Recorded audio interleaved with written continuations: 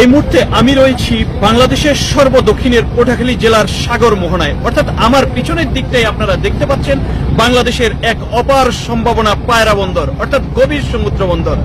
এই বন্দরের সাথে চট্টগ্রাম বন্দর এবং মংলা বন্দরের সাথে স্থল যোগাযোগ স্থাপনকারী একমাত্র জেলা হলো কি ভোলা। আর এই ভোলার সাথে ভোলা বরিশাল ব্রিজটি যদি হয়ে যায়, সেক্ষেত্রে পায়রা বন্দর, চট্টগ্রাম বন্দর এবং মংলা বন্দরের সাথে একটি নিবিড় সম্পর্ক গড়ে উঠবে।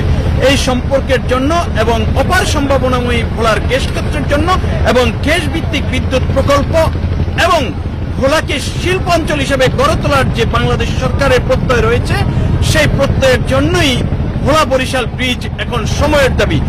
এই দক্ষিণের মানুষের প্রত্যাশা, অচিরেই ভোলা বরিশাল ব্রিজটি বাস্তবায়িত হয়ে এই অঞ্চল হবে একটি শিল্প সমৃদ্ধি একটি অঞ্চল।